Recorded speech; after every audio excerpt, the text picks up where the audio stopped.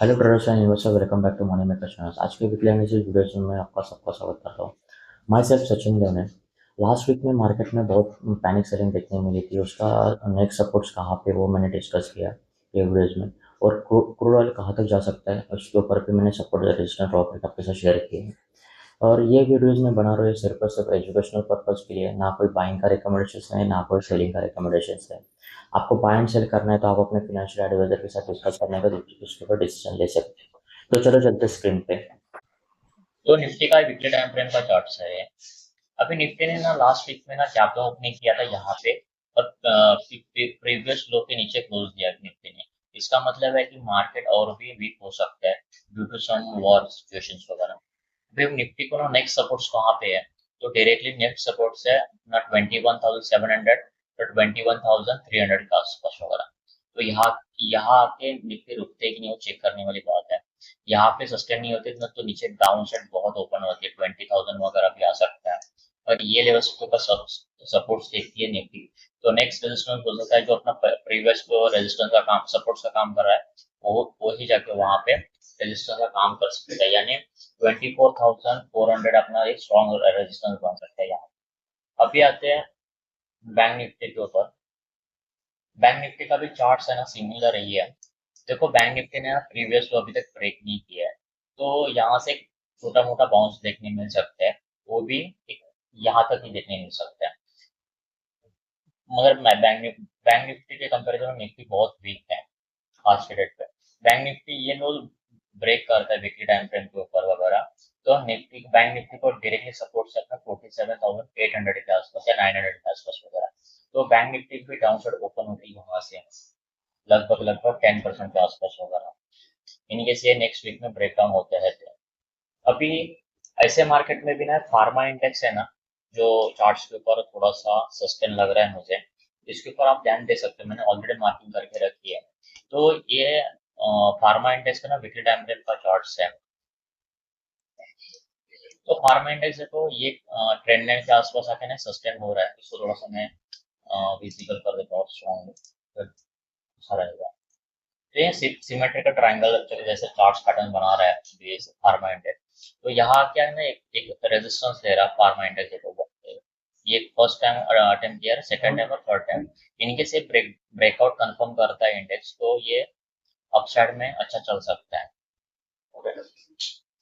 अभी India VIX भी देखो इंडिया विक्स भी ना सप्लाई के आसपास ही आ रहा है इनके से। अभी इंडिया विक्स का काम क्या है ना, कि जो मार्केट में वोलेटिलिटी है उसका ये पैरामीटर्स है इंडिया विक्स। इनके से 23 के ऊपर वगैरह जाता है तो मार्केट में वोलेटिलिटी ज्यादा बढ़ सकती है। इसका रीजन इस कैसे हो सकता है ना, कि आज सपोज 200 पॉइंट्स गैप डाउन हो रही है, क्या परसों अपना गैप अप भी हो सकता है। तो मार्केट में कोई सस्टेनेबिलिटी नहीं हो सकती है। तो 16 से लेकर 23 के बीच में जब इंडिया में चलता है तो दोनों तरफ के मूव ज्यादा मिलते हैं, और 1 मिनट के अंदर 50-60 पॉइंट्स निकलना बड़ी बात नहीं है निफ्टी के लिए। ओके।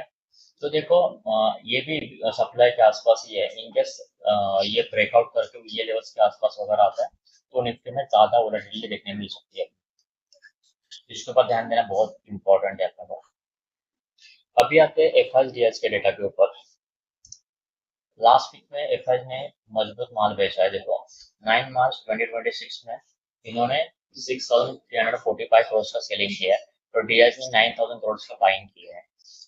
10 मार्च 2026 में देखो एफ का एफ ने 4,672 करोड़ का सेलिंग किया है, डीएच ने 6,333 करोड़ का बाइंग किया है।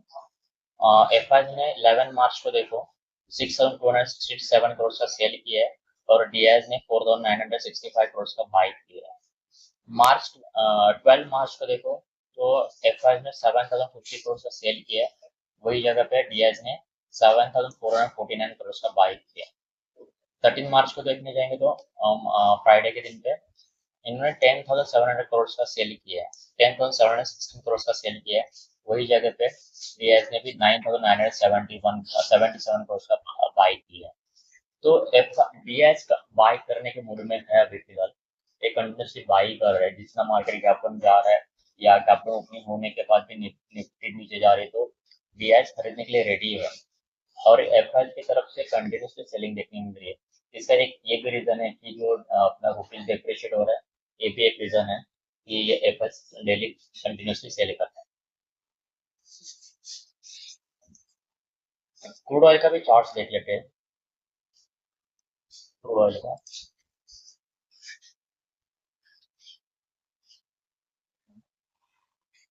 क्रूड ऑयल का चार्ट्स।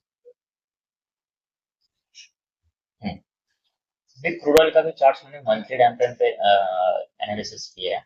ये मंथली चार्ट्स के ऊपर क्या लग रहा है, तो देखो ये 2008 का हाई जो है ना क्रूड ऑयल का 147 के आसपास। उसके बाद देखो यहाँ पे 1 मार्च 2022 के आसपास वगैरह। तो ये दोनों हाइज मैच करने के बाद भी अपना एक क्रूड ऑयल ना वही रेंज पे आ रहा है 123 के आसपास वगैरह। तो क्रूड ऑयल का ना 123 ये बहुत स्ट्रॉन्ग रेजिस्टेंस का काम कर सकते हैं। इनकेस ये लेवल्स पे ब्रेकआउट होता है, ये ब्रेक करता है, तो नेक्स्ट टारगेट हो सकता है 136 के आसपास वगैरह क्रूड ऑयल जा सकता है। अदरवाइज ये क्रूड ऑयल थोड़ा सा कूल ऑफ होना चाहिए, मेरे हिसाब से यहाँ के आसपास आना चाहिए। 80 90 के आसपास अगर क्रूड ऑयल आएगा तो आप ये लेवल्स के ऊपर थोड़ा सस्टेन हो सकता है या कूल ऑफ हो सकता है क्रूड ऑयल है। अभी आते हैं चार्ट। जो ऐसे दो स्टॉक्स हैं कि जो ऐसे मार्केट में भी ना उसमें वॉल्यूम स्ट्रांग हो रहा है। पहला एक्मे सोलर है। एक्मे सोलर ना डेटा बहुत कम है अपने पास, और इसमें डेली डेली टाइम फ्रेम पे एनालिसिस करेंगे। तो देखो एक्मे सोलर को ना यहाँ पे एक रेजिस्टेंस था 242 के आसपास वगैरह। तो स्टॉक्स ने 2 बार अटेम्प्ट किया है यहाँ पे, एक फर्स्ट अटेम्प्ट, ये सेकंड अटेम्प्ट। तो यहाँ पे एक बार थर्ड थर्ड अटेम्प्ट करने के बाद उसने साइडवेज में चला गया था। अभी जाके ना ये स्टॉक्स में ना एक अच्छा खासा वॉल्यूम्स भी हो रहा है। देखो यहाँ पे वॉल्यूम्स भी हो रहा है। तो ये स्टॉक्स ना कुछ पावर सेक्टर भी चल रहा है, और इसमें अभी फ्यूल का भी वगैरह इश्यू चल रहा है, डीजल एंड पेट्रोल का वगैरह। इसकी वजह से ना गवर्नमेंट ना सोलर पैनल सोलर जो स्टॉक्स है उसको थोड़ा सा सपोर्ट कर सकते हैं। इसके वजह से ये स्टॉक्स ना ऐसे मार्केट में ब्रेकआउट कंफर्म करा विथ वॉल्यूम। तो ये अर्ली साइंस है कि ये स्टॉक्स थोड़ा सा अपसाइड दिखा सकता है अपने को, या नेक्स्ट रेजिस्टेंस चल सकता है। तो नेक्स्ट रेजिस्टेंस कौन सा है, तो एक ये रेजिस्टेंस हो सकता है अपने 293 के आसपास हो रहा है। ओके। और इनके सी लेवल्स ब्रेक डाउन करता है 216 वगैरह, तो एक स्टॉक्स वीक हो सकता है। और नेक्स्ट रेजिस्टेंस है 293, और ये रेजिस्टेंस हो सकता है 323 के आसपास वगैरह। दूसरा स्टॉक्स है एलटीटीएस। आईटी स्टॉक्स का मैंने एनालिसिस ऑलरेडी करके वीडियोस में शेयर किया है, तो जाके वीडियोस देख सकते हो। अभी ये एलटीटीएस का ना मंथली टाइम फ्रेम का चार्ट है। स्टॉक्स में ना प्रीवियस लो कभी भी ब्रेक नहीं किए, और अभी ये स्टॉक्स में प्रीवियस लो के आसपास ही आ रहा है। देखो 294 2941 के आसपास वगैरह। इनके सी लेवल्स भी ब्रेक डाउन कर रहा है, तो स्टॉक जाके वीक हो सकता है। तो उसको मार्किंग करके दिखा देता हूँ आपको स्टॉक्स को। तो ये स्टॉक्स में ये स्ट्रॉन्ग सपोर्ट्स है, या ये लेवल से नीचे जाता है स्टॉक, तो ये स्टॉक्स ना वीक हो सकता है। इसका रीजन क्या है कि स्टॉक्स का प्रीवियस लो है। ये लो ब्रेक होने के बाद में, जैसे निफ्टी में मैंने ऑलरेडी बोल के रखा था कि प्रीवियस लो ब्रेक हो रहा है, निफ्टी वीक हो सकती है। तो इस हिसाब से ये निफ्टी में ये स्टॉक्स में भी ना एक प्रीवियस लो ब्रेक होता है तो वीक हो सकती है। अदरवाइज ये स्टॉक्स ने यहाँ से बाउंस लेके या ये लेवल तक आ सकते हैं, या ये रेजिस्टेंस फेस कर सकते हैं 5951 के आसपास वगैरह। तो ऐसे मार्केट पे भी ये स्टॉक्स ना रिवर्सल पैटर्न बना रहा है, तो स्टॉक्स को ये रेंज में ट्रेड कर सकता है। डाउन साइड में अपना 3000, और अप साइड में इसका 5900 या 6000 में राउंड फिगर में बोल सकते हैं। तो ऐसे मार्केट में आप ज्यादा पैनिक नहीं होंगे तो बेटर रहेगा। और आपके जो स्टॉक्स हैं उनकी एक बार क्वालिटी चेक कर लो कि ये स्टॉक सच में अच्छा चल सकता है कि नहीं चल सकता है। इसका फंडामेंट अभी चेक कर सकते हैं। जिस दिन ये मार्केट में बाउंस आता है, या बाउंस जब भी आएगा तभी उसको स्टॉक्स को निकालना है कि नहीं, या उसको ऊपर स्टडी कर सकते हो उसको। ओके। तो आपके पास पैसा नहीं है तो आप कुछ दिन मार्केट से दूर रहेंगे तो बेटर रहेगा, स्क्रीन ऑन नहीं करेंगे तो बेटर रहेगा। 2 4 महीने के बाद हमेशा मार्केट का प्रीवियस हाई था या प्रीवियस जो भी स्टॉक्स का हाई थे वो ब्रेक होते हैं हमेशा। ओके। ऐसे बहुत सारे सिचुएशन आए थे, जैसे कोविड में सिचुएशन आई थी। वो टाइम पे भी मार्केट 39% के आसपास करेक्ट हुआ था। उसके बाद रशिया यूक्रेन का भी वॉर हुआ था, उसमें भी मार्केट में अच्छा खासा करेक्शन हुआ था। अभी ये जब इसराइल ईरान का वगैरह चल रहा है उसमें भी अभी मार्केट कुछ रीजंस की वजह से करेक्शन भी आ रहा है मार्केट में, और ये कुछ दिन के बाद में मार्केट में प्राइसिंग भी कर सकता है।